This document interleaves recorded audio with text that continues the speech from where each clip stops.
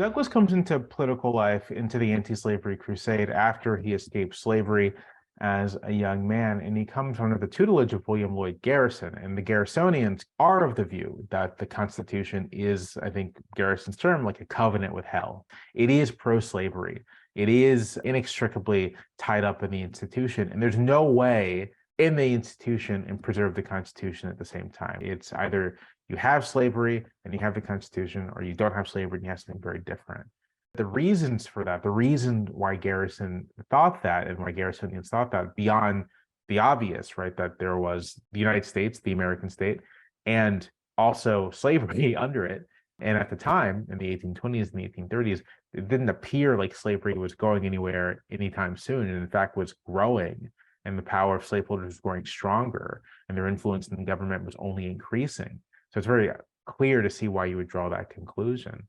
Douglass is part of this world, but as he himself grows, as he learns, as he comes into his own as a thinker, and as political anti-slavery emerges, I think when we're thinking about anti-slavery, there's a tendency to sort of flatten the landscape of what that looked like into abolitionists or people who were opposed to abolitionists.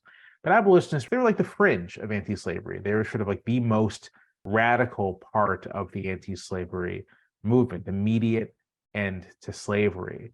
But there were other people on the spectrum, other movements on the spectrum, and kind of closer to the mainstream was what you'd call political anti-slavery, which were serious anti-slavery men and women, but who thought it was possible to end slavery through the political system and under the Constitution.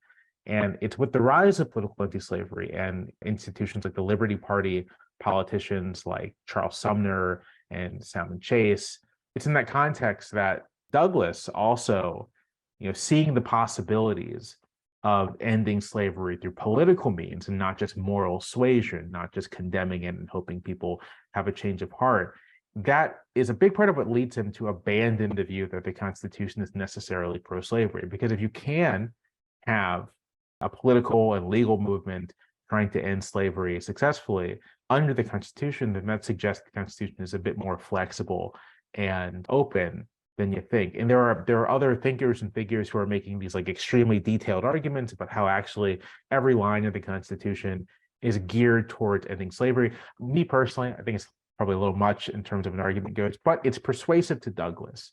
It helps form him and shape him, moving him away from the Garrisonians and towards an alliance with people who, again, are thinking we can do this through political means.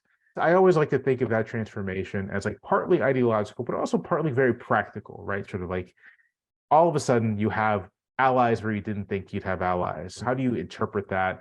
How does that weigh on your prior views? And one of the wonderful things about Frederick Douglass is just his like flexibility, his ability to take in new information, take in new circumstances, and really adjust his trajectory. Some of his critics at the time may have said, well, this just shows he's not has any principles, but I think it shows like a remarkably agile mind, and a mind that isn't so caught up in its own conclusions and not so caught up as to not be able to see when the situation really does change. It's in that funny way that I think he has like a lot in common with Abraham Lincoln. And I think the two recognize that about each other as well in their meetings.